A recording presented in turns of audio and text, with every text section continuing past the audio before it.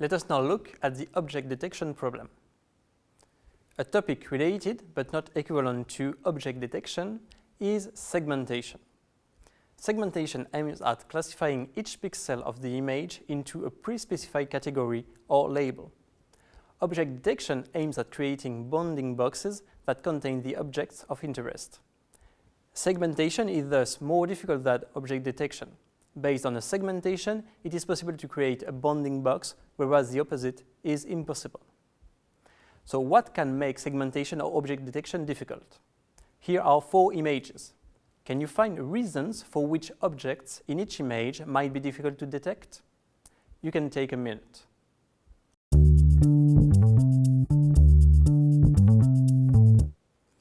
There is indeed a high variety of reasons for which an image area forms an object.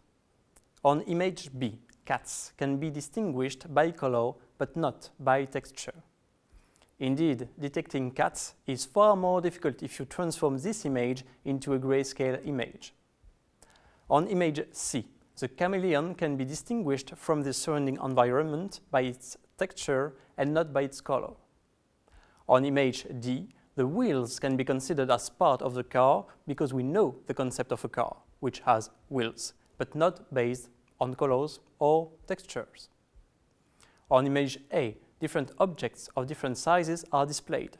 These objects are difficult to identify because of their various sizes. The 2 first approaches of object detection are exhaustive and selective search. Exhaustive search consists in testing all locations and bounding boxes in an image as plausible object locations. This is computationally demanding and even infeasible in practice without putting constraints on the size of the bounding boxes.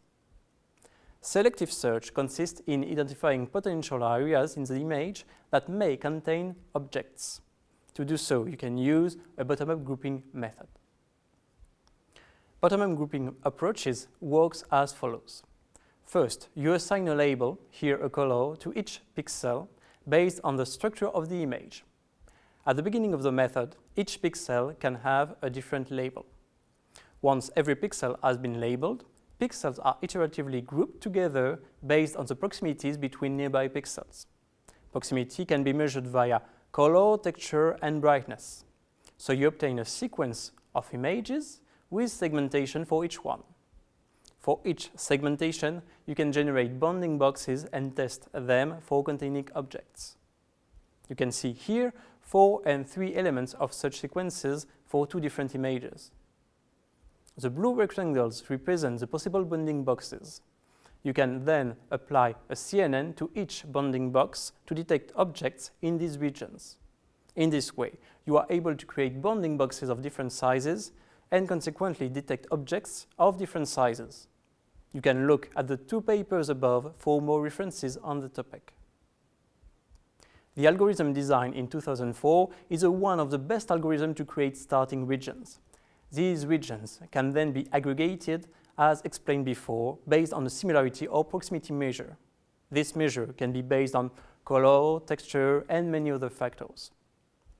This approach allows you to propose regions which are less numerous than considering each possible region in an image.